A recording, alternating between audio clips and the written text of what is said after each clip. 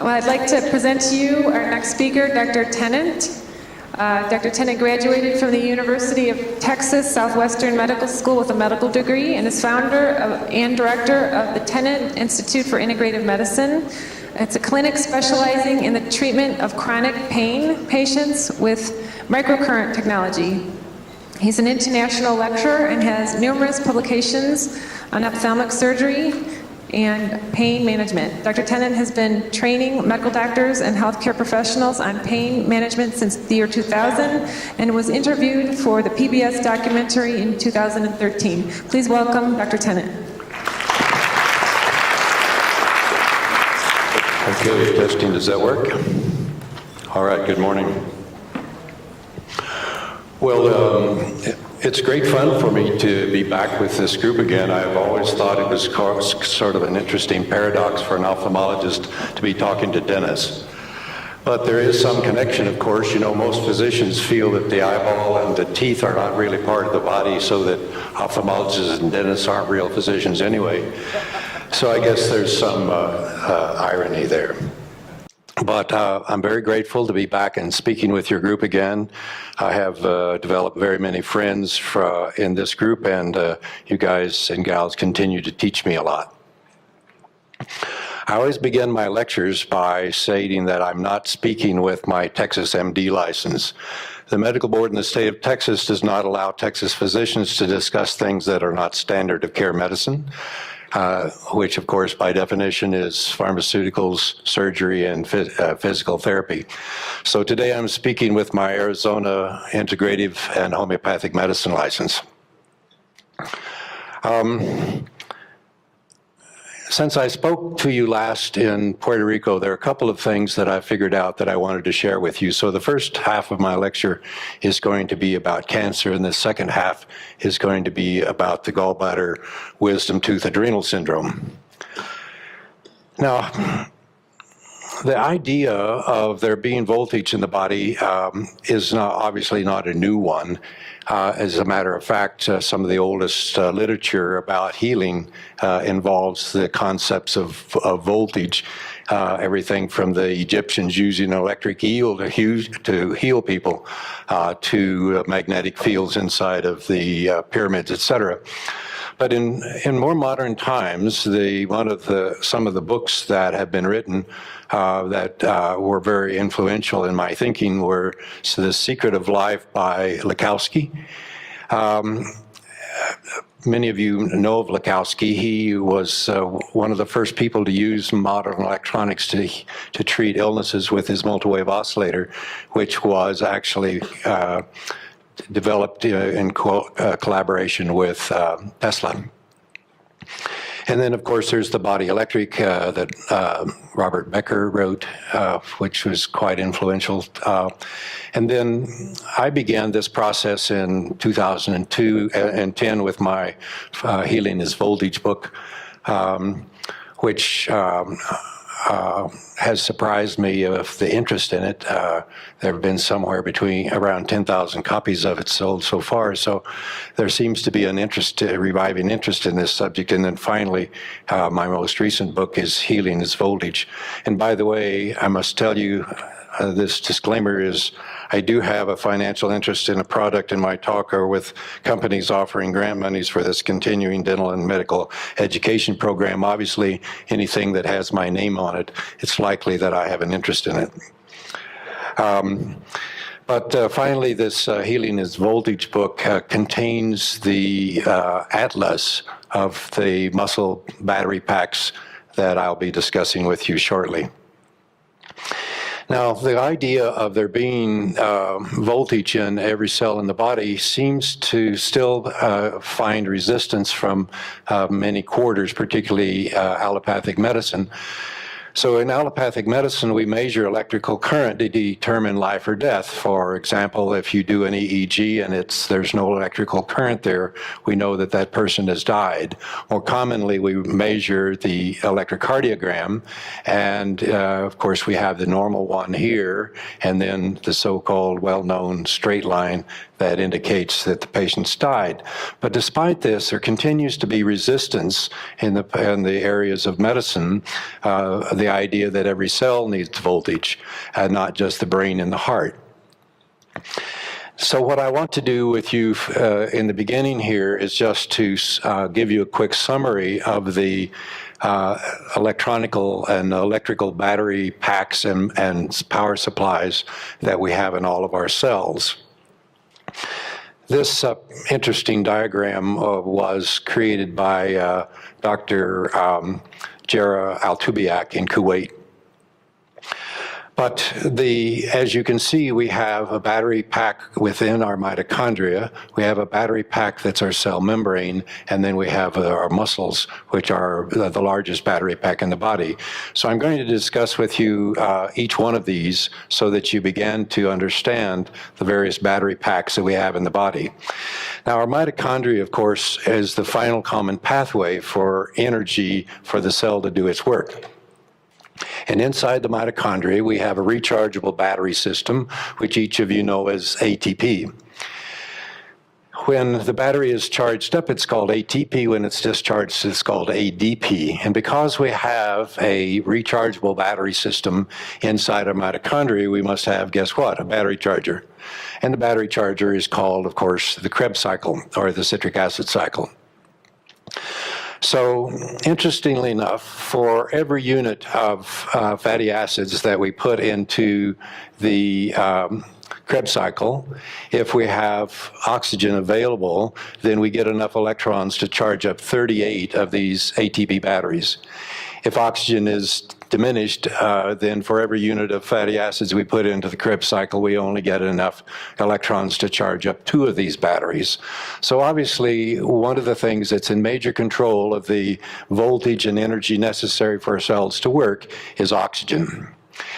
And as I'll point out to you shortly, what we find is that what controls primarily the amount of oxygen in the body is our old friend voltage. Because the amount of oxygen that will dissolve in water is dictated by the voltage of the water. Since our cells are 70% water, obviously voltage is in control of the amount of oxygen that's available. So we have then what's in control of the amount of energy we have for cells to work is the ATP, which is controlled in part by the availability of oxygen. But also the total number of mitochondria we have in the body is dictated by the thyroid hormone T3, not T4, but T3. And the function of the mitochondria itself is under control of the thyroid hormone T2, which is, by the way, one of the reasons that desiccated thyroid works so much better than synthetic T4 is that desiccated contains T3 and T2, which is our only source of T2. So we need, for this intracellular battery system to work, we need adequate amounts of thyroid hormone, and we have to have adequate amounts of oxygen, which, again, is controlled by our friend voltage. Now, the Bohr effect has to do with the fact that oxygen is attached to hemoglobin when the voltage is high or the pH is higher in the lungs, and what causes it to be released in the tissue is a drop in the voltage or a drop in the pH caused by CO2, and thus if we don't have CO2 in the periphery, then the oxygen has trouble dissociating from the hemoglobin. So now we've talked a little bit about the intracellular battery system. Let's take a look at the cell membrane battery system. So our cell membranes are capacitors. So what's a capacitor? A capacitor is really a small battery. That is to say that anytime you have two electron conductors separated by an insulator, you have a device that will store electrons. But the biggest difference between a capacitor and a battery is that a capacitor can discharge its entire amount of electrons immediately, whereas a battery can only do that slowly. But otherwise, they're similar batteries. Well, our cell membranes are made up of the very interesting mechanism where you have opposing sets of phospholipids. And phospholipid is a very interesting lipid because it has a ball with these 2 legs hanging down. The balls are electron conductors, the legs are insulators, so when you put them tail to tail like this, you create a capacitor. So our cell membranes are small batteries that have the ability then to provide more electrons into the intracellular mechanisms as well. Obviously, you want to be able to make good capacitors for your cell membranes and not make them out of plastic fats. You want to make them out of good fats.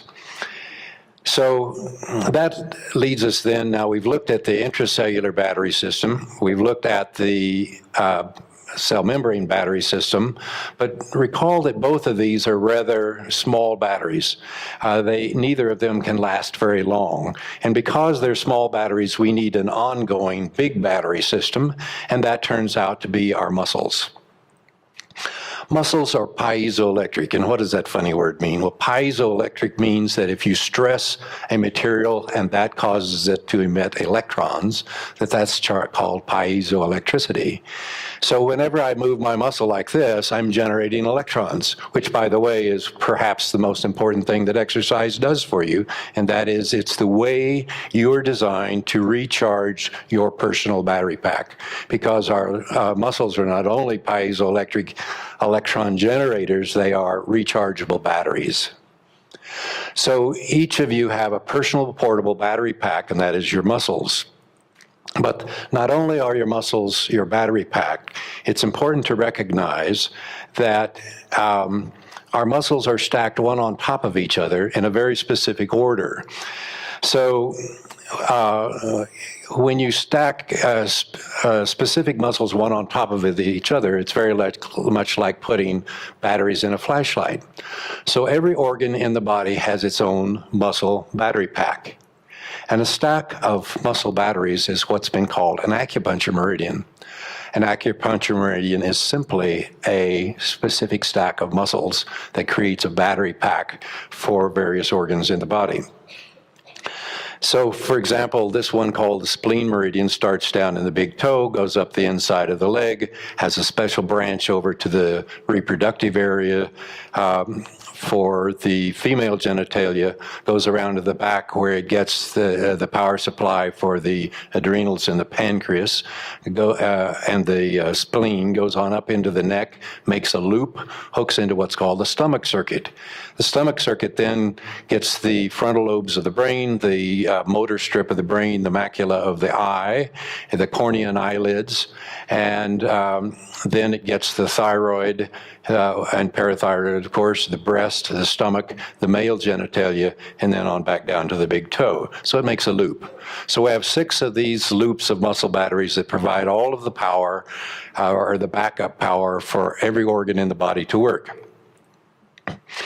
Now, one of the things that's important to remember is that the body's constantly wearing itself out and having to make new cells. So you get new cells in the macula of your eye every 48 hours. The lining of your gut's replaced every 3 days.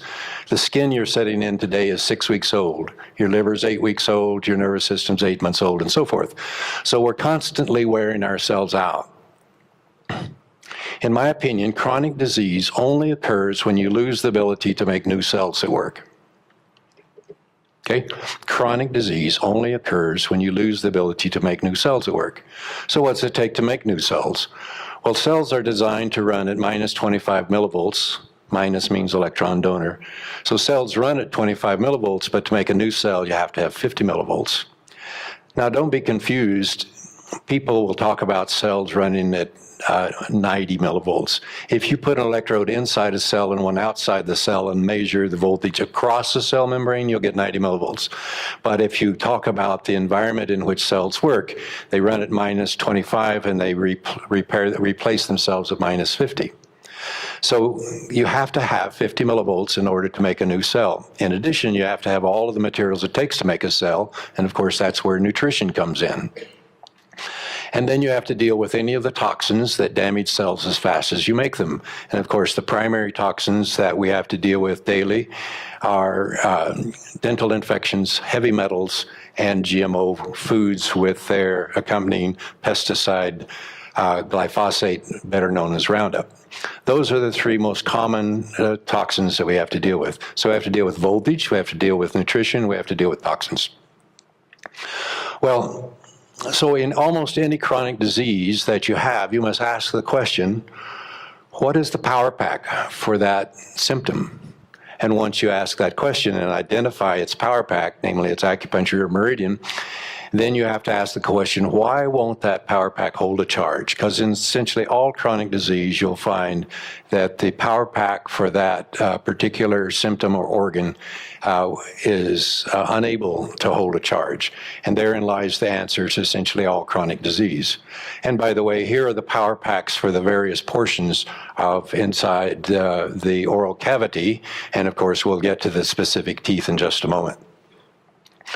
Now, one can measure any of the voltage in any of these battery packs by using these areas which I've called bioterminals, and you can see they're on the anterior part of the body. They're all on the midclavicular line and run along the side of the rectus abdominis muscle. On the back, they're on a line that is on the inner border of the scapula all the way down to the hip.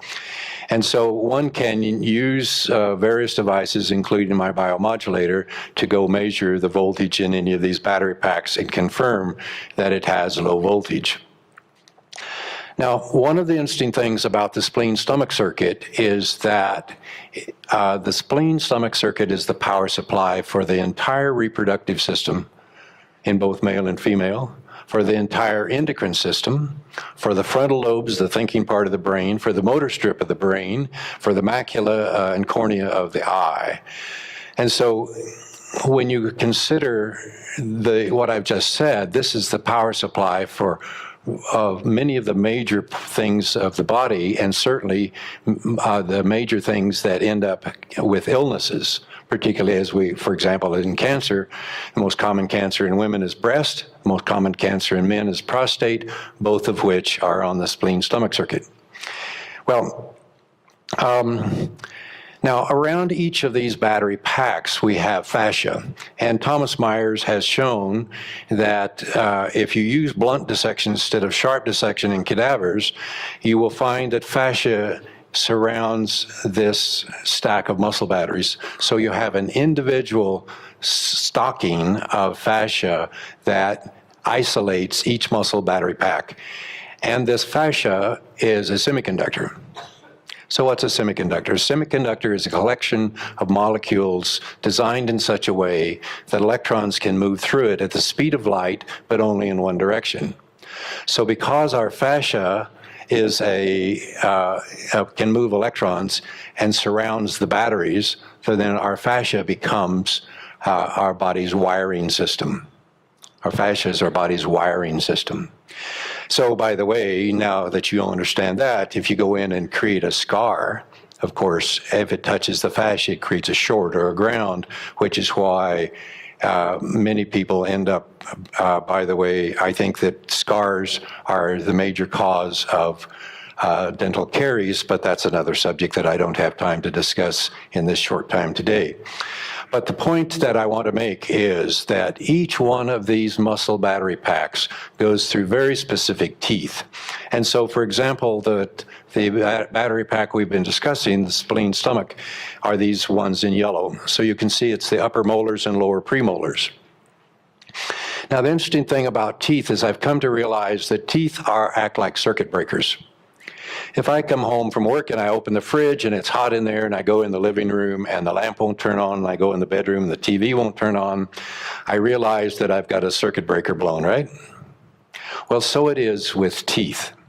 When you have an infection in a tooth, then that infection acts like a circuit breaker in the sense that it begins first to lower the voltage in that circuit and then eventually shut that voltage off. Because teeth act like circuit breakers, they become the controlling factor in almost all chronic disease because they control the voltage. Voltage controls oxygen. Oxygen controls the ability of ATP to work.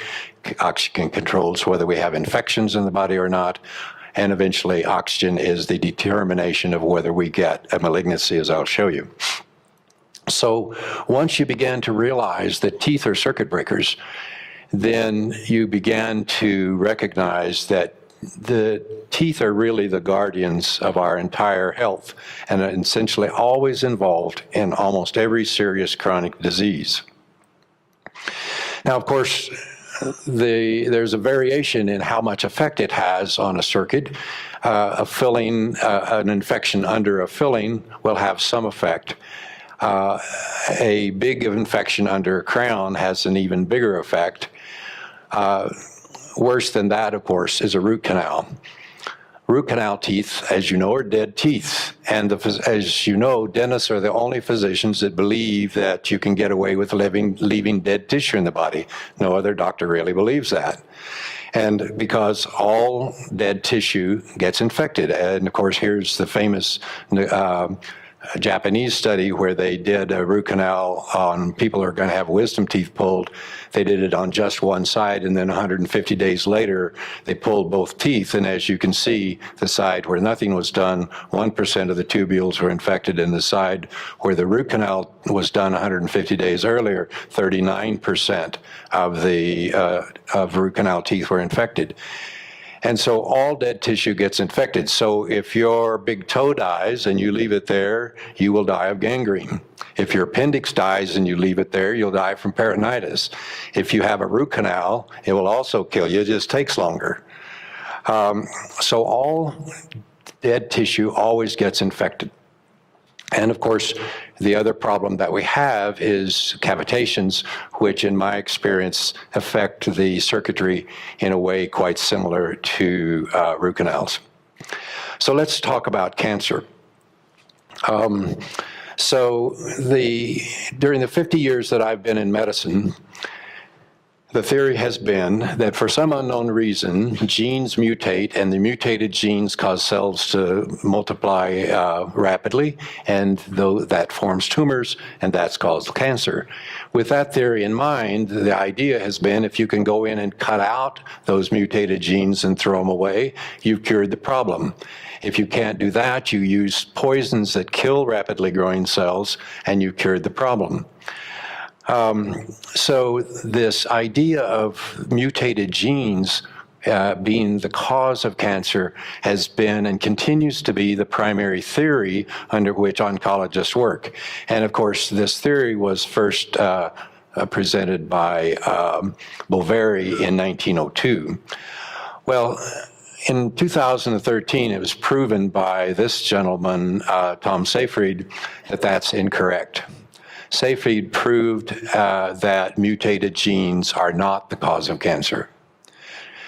That mutated genes are a secondary phenomenon, but are not the cause. And the way he did that was he took cells that were malignant, removed their nucleus that contained mutated genes, and replaced them with a normal nucleus, assuming the cells would become normal. They did not. They stayed malignant. Then he did the opposite. They took normal cells, removed the normal nucleus, and put in a malignant nucleus, assuming that the cell would become malignant. It did not. It stayed normal. And this was repeated at multiple universities, thus proving that mutated genes are a secondary phenomenon and not what's driving the bus. This, of course, has forced us to look at and re-examine the reason that people get malignancies. And in the slides that have been handed out and that are in your workbook or that you can download, you will see that I've placed the history of cancer and various theories, but I'm not going to go over those at this very moment because of the compression of time. But what you'll find, in my view, is that the correct idea about how cancer works was first presented in 1838 by Mueller. Mueller recognized that cancer cells always come from stem cells, not from normal cells. Let me say that again. Normal cells do not become malignant. Stem cells are what develop the malignancies. Well, the first person to publish in modern times, at least, that there is a relationship between cancer and pregnancy was John Beard. Beard was a Scottish embryologist who in 1903 said that the cells that make a placenta are not part of the embryo itself, but are rather separate cells, and that they go out and invade the wall of the uterus, invade mother's blood supply, create a new, larger blood supply called the placenta. And that for some reason on day 54 of the pregnancy, the stem cell or these cells stood down, quit acting like they were malignant, and then the pregnancy proceeded as usual. So Beard was the first person to recognize that the cells, the stem cells, which he called trophoblasts, were indistinguishable both in appearance and in activity to those cells that form cancer. Beard went on to wonder why these cancer cells, or these cells that form a placenta, stood down on day 54, and eventually figured out that it was on that day that the fetal pancreas began to make its hormones. And so he began to treat first animals and then people with pancreatic enzymes, and found that he could easily cure both. His work, published in 1911, of course, was ignored until 1962, when a surgeon in Dearborn named Frank Shively cured 192 cancer cases with pancreatic enzymes, prompting the FDA to outlaw their use in this country.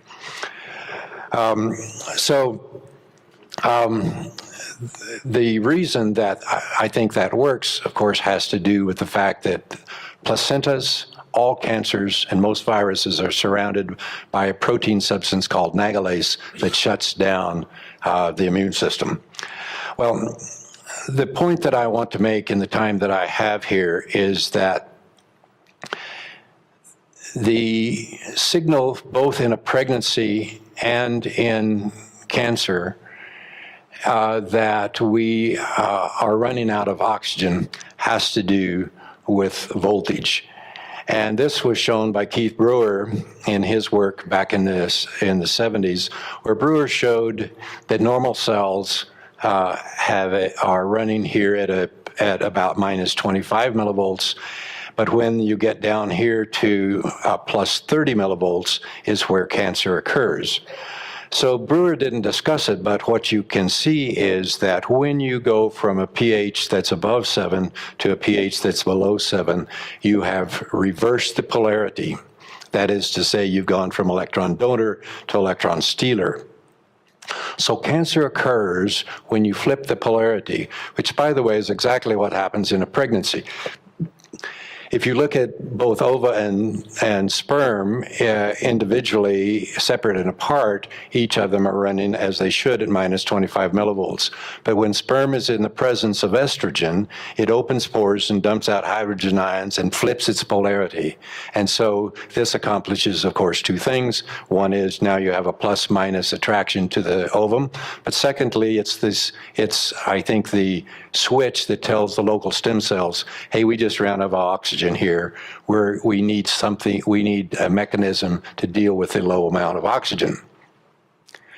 So obviously we all can recognize that the uterine arteries are inadequate to support a growing pregnancy, and thus we need a mechanism to deal with this increased demand for oxygen, nutrients, etc., and we call that a placenta. Well, it turns out, I think that there's now increasing evidence that the body only has one mechanism to deal with lack of oxygen, and that is to make a placenta.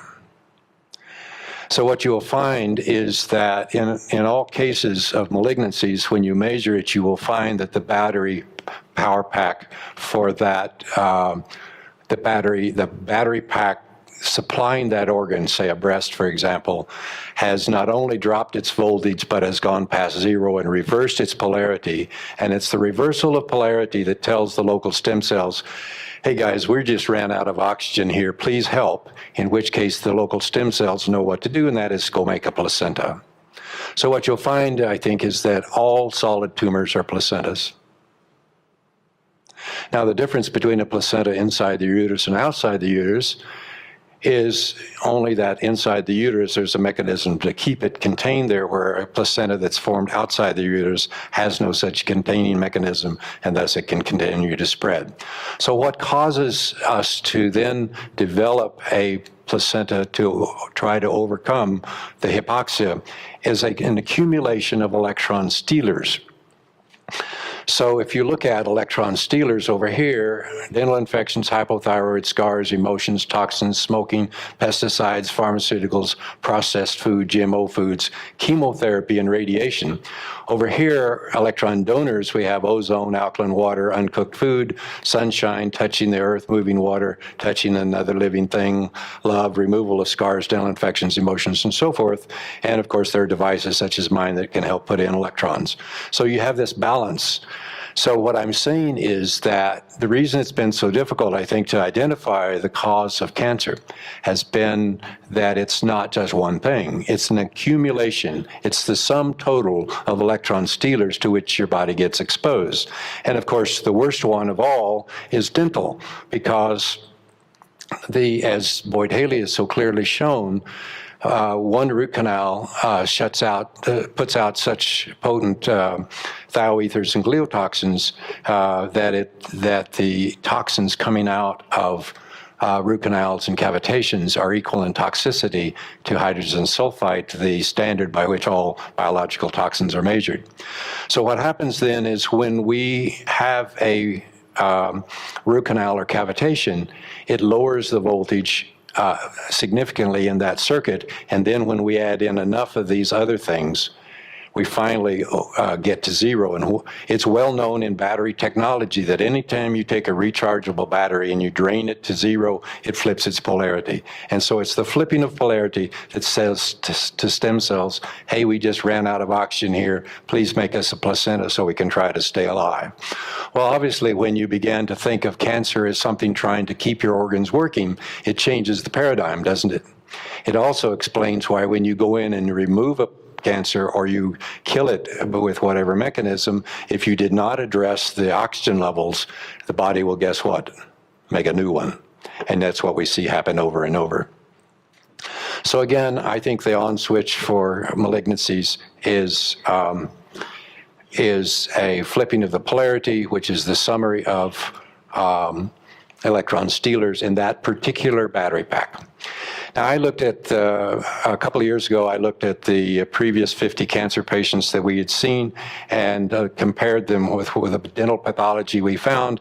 And what we found is that 48 out of the 50 cases had a dental infection in the same acupuncture meridian as a primary cancer or a cavitation in the adjacent meridian. 96% of the cancer patients that I saw or that I continue to see have an infected tooth or a cavitation in the same acupuncture meridian or a cavitation in the adjacent meridian, 96%. So, for example, I walked in my exam room, I saw this patient that had this lesion on her cheek, and so I immediately knew that she had a root canal in the stomach meridian on that side. How did I know that? Well, as you can see, here's the battery pack for that area. And of course, her lesion's right there. And this is the stomach meridian. So I knew that there was a 96% likelihood that she had a root canal, and indeed she had one here in number 3. So that's what you begin to find anytime you start looking at this. So why doesn't everybody who has a root canal have a cancer? Well, as Boyd Haley has shown us, as I mentioned, one root canal shuts down 63% of your immune system. So let's make an assumption for a moment that this reduces the voltage by 63% as well. So let's assume that you make $1,000 a month, but there's a $630 a month tax. So you have $370 a month to live on. Well, you can do that. It's hard, but you can do that. But then all of a sudden, you need new tires for your car. Your kid falls off the bike and breaks their arm, so you got a big doctor bill. The storm comes through and blows some shingles off your house. All of a sudden, that $370 is gone and you're upside down, right? I think that's what happens, is that people go along with a root canal or a cavitation for a while, and they're struggling, but they get by. And then all of a sudden, there are these extra electron stealers that come along, drop the voltage all the way to zero, which flips the polarity, and bingo, you've got a malignancy. Okay, so I want to switch gears for a moment now and talk to you about something that I find is present in the majority of people that I see in my clinic, and I've named this the gallbladder wisdom tooth emotion syndrome. It's kind of long, but I think it explains what I'm going to tell you. So to understand this syndrome, you must first understand adrenal function. Now, people have a tendency to say, well, my adrenals are shot, but nobody can tell you much about what that means. And the reason is that the adrenal glands are actually two separate glands in one. It should be thought of as two separate glands because they function differently. The outer portion, or the cortex, makes cortisol, aldosterone, and testosterone, while the medulla, or the inside of the adrenal, makes adrenaline. And those hormones have completely different effects. Now, if you talk about the adrenal cortex and the fact that it makes cortisol, aldosterone, and testosterone, it's my clinical impression, although I don't have the data to back this up yet, that when the cortex gets stimulated, you get a little squirt of each of these, not just one of them. Because what you'll see is that people who have the problems have symptoms that are characteristic of each of these. So cortisol has to do with blood sugar and inflammation. Aldosterone is the amount of sodium retained, and thus it's the amount of fluid that you have. And testosterone has to do with sexual function, brain fog, and male features such as muscle strength. Now, I wanted to take a moment and talk about aldosterone because it's my observation that people who have overactivity of the adrenal cortex have high systolic pressure and who have inadequate amounts of adrenal cortex hormone or function have low systolic pressure. And that, of course, makes sense once you think about it. When the heart beats and squeezes, how high the blood pressure goes is dictated by the total volume of fluid inside the vascular tree, right? Of course, theirs has to do with, but we're assuming that in a normal pump, a normal heart. So since the fluid volume is dictated by the amount of sodium retained by the kidneys and thus the amount of water retained by the kidneys, and thus the intravascular fluid volume, aldosterone is primarily in control of systolic pressure. So what we'll show you, well, I'll just go ahead and tell you here, the diastolic pressure, of course, is controlled in part by how much resistance there is in the vascular tree when the heart is at rest, right? And that's determined mostly by the vasoconstriction of the peripheral vascular tree, which is controlled by adrenaline and nitric oxide. So what you will see is that measuring the blood pressure in people who are not on blood pressure medicine is a great way to identify, probably in my opinion, a better way to identify adrenal function than blood tests or saliva tests or urine tests or any of those other tests.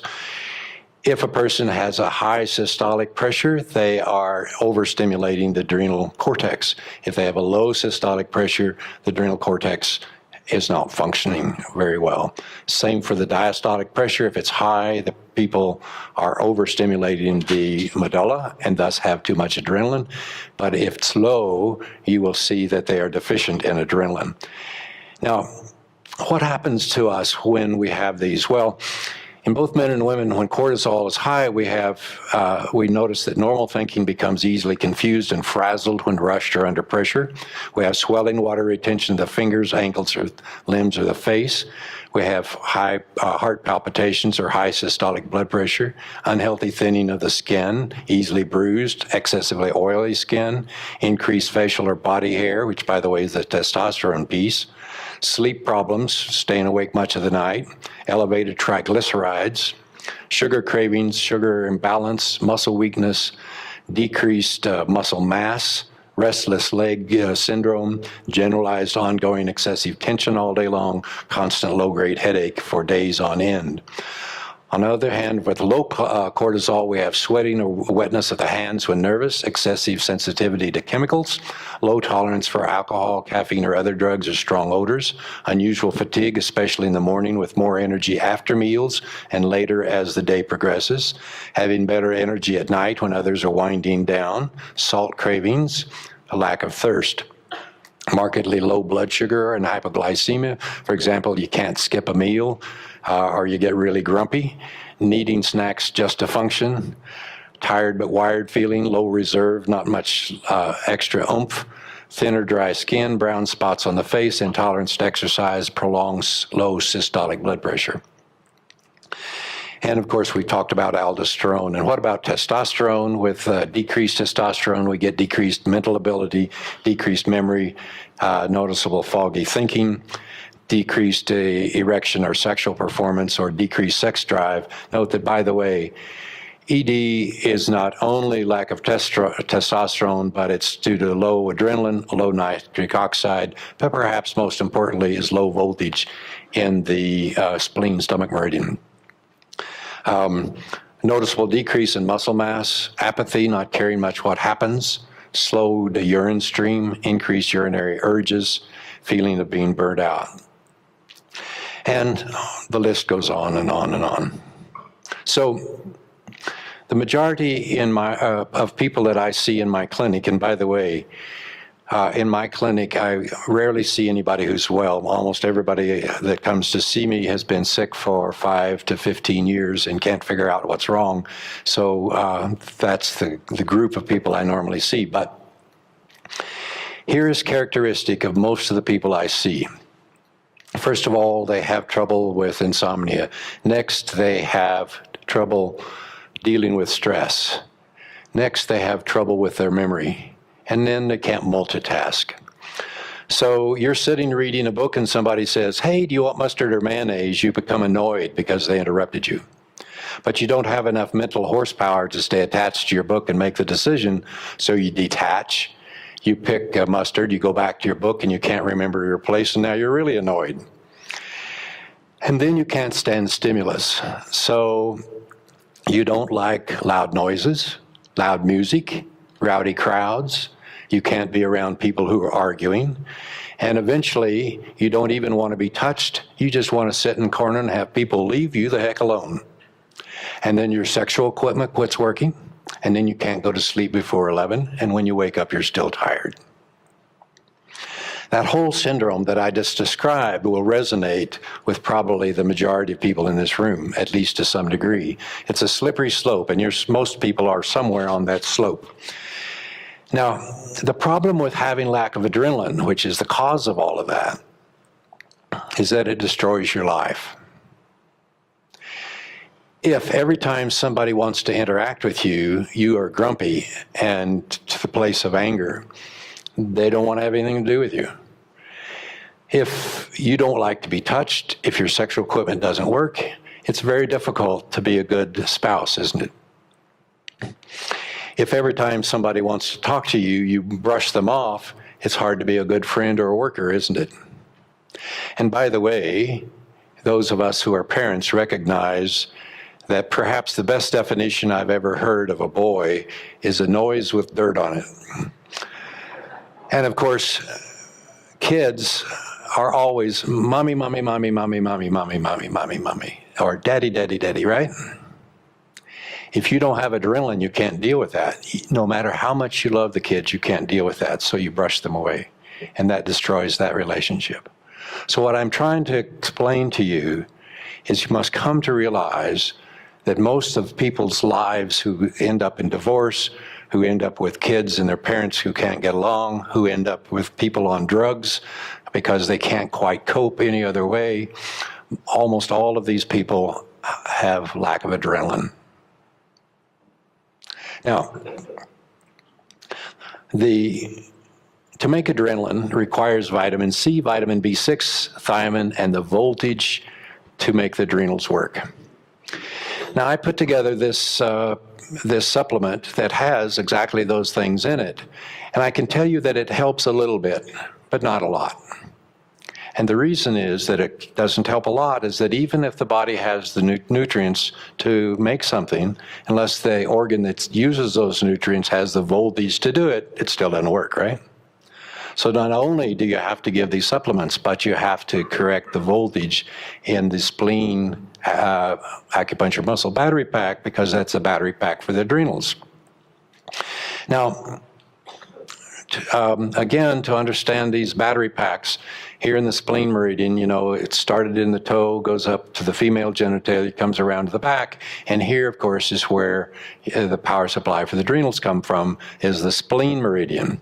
And then, of course, the stomach meridian has the thinking part of the brain, etc. Now, notice that when we look at the circuit breakers for these circuits, the two that are really interesting to us are the wisdom teeth and the upper molars, because that's spleen stomach. Now, the wisdom teeth are the power supply for the heart, the small intestine, and the autonomic nervous system. So when you have a switch that's off in the wisdom teeth, you take out the autonomic nervous system. And of course, that's your control panel, isn't it? If your autonomic nervous system doesn't work correctly, nothing works correctly. It's like flying an airplane without any instruments in the cockpit. But then notice that right next door is spleen stomach, which again is the thinking part of your brain, as well as your entire endocrine system, as well as your entire sexual function system. Now, one of the problems, I think, is that for many years, when dentists pulled any tooth, but particularly wisdom tooth, they ignored the ligament. So it's simply wiggle the tooth around until it breaks free from the ligament, take it out, put a stitch in and quit, and leave the ligament behind. And of course, that creates a problem because the bone has trouble healing with that ligament in the way. And so you end up with this kind of a thing, which I think you could see if you've got an electronic circuit going through here, how that could interrupt that and act like a circuit breaker. Now, the problem, of course, with when you have cavitations like this is that they can easily slide next door and take out the next door neighbor's circuit as well. So what you see happen is that people who have wisdom teeth infections, it comes over and knocks out the spleen stomach circuit. Now, on the lower part, where the infected wisdom teeth area comes over and knocks out lung, large intestine. So, but in this particular syndrome that I'm talking about, most commonly it's the upper ones, which takes out heart, small intestine, autonomic system, your entire endocrine system, and your entire reproductive system. So, now, here you can see, of course, where there's just been made a slit in the gum and the gum's been pushed aside to show where a tooth had been pulled, and of course that should be solid bone, but of course it's not. And as you can see, you've got all of this gleep down in there from the infection and the ligament rotting and being in the way. And here you'll see the ligament come out. And again, I think it's easy to see how not only can this be an electronic circuit breaker, but as Dr. Haley's shown, one of these things can shut down 63% of your immune system. So again, you can see how that can also spread to the next door neighbor and take out spleen stomach. Now, to decide whether or not you have this has been difficult because often you don't see these on standard dental x-rays, which of course has a resolution of about a millimeter, whereas a cone beam scan has a resolution of 1/10 of a millimeter. But even with a cone beam scan, I find that oftentimes it's missed. But you cannot miss an electronic circuit being out. So what I want to do is to teach you what I think is the most predictable and accurate test for having cavitations in the wisdom teeth. So what you do is you have the person that you're trying to question, have them put their thumb and their ring finger together and make a ring. And then what you do is that you pull on that, and you're pulling just enough to teach them how strong they are. So again, I want to emphasize, this is not a test to see whether you're stronger than your patient. It's you are trying to teach your patient how strong they are. So I want you to do that to your next door neighbor. Please do that. All right, all you get together, teach your neighbor, each one of you teach each other how strong they are. Again, it's thumb to ring finger. All right, again. So you just put your fingers in and you pull just enough to teach them how strong they are. Did you do it? All right, so do that to each other. All right, now what I want you to do is I wanted you to have the patient take their opposite hand and using the index and the middle fingers, put them over where you think the wisdom teeth are, which is approximately an inch in front of the ear hole, right? Right about there, just in front, as you can see here, about an inch anterior is where the wisdom teeth are, the molars a little farther. But so what you do is you have them put their two fingers over the area and now check and see how strong they are. If they are weaker when they're touching it than they are when they're not touching it, you can take it to the bank, there's cavitation there. So I'm going to give you just a moment to check each other.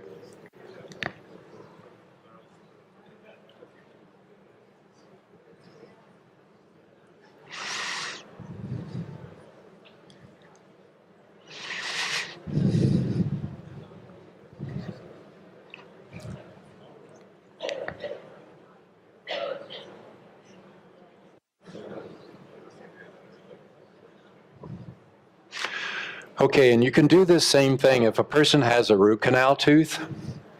Put your fingers, check and see how strong they are. Put your fingers over the root canal tooth, and if they go weak, you can take it to the bank that is causing an electronic short in that circuit. Now notice in this kind of muscle testing, there are no questions asked. There's no possibility for this to fail. When people use muscle testing, like if I say, your problem is gallbladder and I'm testing something, I'm asking a question and there's room for error. But in this, there is no question asked. You're simply checking how strong they are, and if they touch a short or a ground in their electronic system and they go weak, guess what? There's infection there. I've never seen this fail. I've seen cases where this was abnormal. Cone beam scans were read as normal, but the dentists go in anyway, and it's a mess in there. All right? So I would hope that each of you dentists will begin to make this standard of practice as I do. When a patient comes in and I'm doing their physical exam, I always do this test over their wisdom teeth and over any root canal that they have. And almost always you will see this correlation between the symptomatology that I just described and this test being abnormal. So here's what bone looks like. And obviously there are a lot of places in here for bugs to hide, so no matter how much you wash it out, it still has a tendency to get infected. And so, of course, what's becoming standard is to fill a syringe with ozone gas. Since ozone will kill any bug, put that little tip down and blow ozone into that bone and sterilize it. Once you've done that, you come behind it, of course, and draw the blood out of the arm, spin it down the centrifuge to make fibrin form, because as you know, fibrin contains all of the healing factors that will make bone heal, and then you cut a chunk of that off and stuff it down in the tooth, and they heal like magic. So many times when you pull teeth, particularly wisdom teeth, you get dry sockets, which by definition means you're going to have a cavitation there. But when you use ozone and platelet-rich fibrin, it is very, very rare to have an infection. And most of the time when my patients have this done, I find the majority of them don't even use pain pills. The ozone and platelet-rich fibrin causes the healing to be so much better that about the only annoyance is the 10 days of scratchiness from these dissolvable stitches. What I have found, both personally and with my patients, is that when cavitations are fixed without ozone and platelet-rich fibrin, that they tend to return in about 2 or 3 years, and you have to do it all over again. But once you use ozone and platelet-rich fibrin, you almost never have a recurrence. For that reason, I only refer patients to dentists who use both ozone and platelet-rich fibrin. What I've been amazed about is that when people have this done, have this completed, that usually within a week, it's like you flipped a switch and they've got their life back.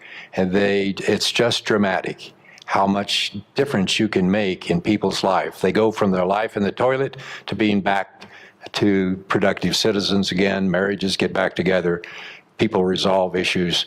And so you dentists are really at the forefront of being able to help people with this kind of problem. So it's 10:30. Can I have 5 more minutes? Yeah, okay. So I just wanted to show you some case studies. So here's a 61-year-old with weight loss and hearing loss, macular degeneration, and that sort of problem. And what I do for patients is I simply make a list of whatever their symptoms are like that, and then I come behind it and say, what's the power supply for that symptom? Well, the thyroid gland's on the stomach meridian. The heart arrhythmia, people who have heart disease, guess what? Wisdom teeth problems. So if you have somebody with angina or you have somebody with arrhythmia, it's almost always wisdom teeth plus nitric oxide deficiency. And so you go down the list of everything that's going on, and what you begin to see is there eventually you see a pattern over here of what circuits are involved, and then we measure the voltages and their circuits, and in this particular methodology of measuring, you take the number this machine gets and divide it in half to get millivolts. So although this patient's running at approximately 27.5 millivolts on the average, if you look at the other circuits that are going on, for example, this one is at 16 and 12, so they're running at about half voltage in their spleen circuit, which corresponds to the symptomatology they have. And of course, when you do this test, what you find is that their wisdom teeth are out and have taken the spleen stomach circuit out. So the way that you fix that patient's problem is, again, you send them to a biological dentist who does their cavitation surgery, and then they're well. Again, the O-ring test shows it best. And then here's another example, an 18-year-old who has Crohn's disease with all sorts of GI stuff, and has been unable to go to school. And of course, when you start making the list over here, you begin to see the commonalities. You begin to see it. So again, guess what it takes to get this 18-year-old back to normal? What's the power supply or what's the tooth that controls small intestine? Wisdom teeth. And what controls the heart? Wisdom teeth. So it very quickly, and then you've got all of these adrenal symptoms, so you very quickly begin to see that this person is sick and has Crohn's disease because of their wisdom teeth extractions. Who would have guessed? Well, look, here are the wisdom teeth circuits: heart, small intestine, autonomic. Here's the lower molar, here's lower molar, and here's another thing that I'll mention in a moment. But just right here, seeing that look how low the voltage is in the sympathetic system, 2.2 millivolts on the right, and just a little over 1 millivolt on the left. And it should be what? 25. So obviously this person's in trouble. Now there's one other thing that this tells you, and that is, when you see that there's low voltage in the gallbladder circuit and higher voltage than normal in the liver circuit, that's almost always emotional baggage, because emotions tend to get stuck as magnetic fields in the gallbladder circuit, because the gallbladder circuit is the power supply to the amygdala, and the amygdala is controls all sensory input. Well, in the hour I've been given to speak with you, I have hoped to relate to you the fact that, in my experience, people with malignancies cannot get well and stay well unless they, at least 96% of them, will have to make a trip and be treated by a knowledgeable biological dentist who uses ozone and platelet-rich fibrin. And then I've also tried to tell you that the majority of patients I see with chronic illnesses, whether their life's in the toilet or from a lack of adrenaline, or whether they just are ill from something else like Crohn's disease, nothing that I know to do makes them well. I can get them better by correcting their digestive system, correcting their vitamin and mineral deficiencies, correcting their diet, using the biomodulator, and fixing their autonomic nervous system each day. But they never get completely well until they go to the dentist. So it's my view that biological dentists are the guardians of all of our health as it relates to chronic disease. So I salute each of you. Thank you.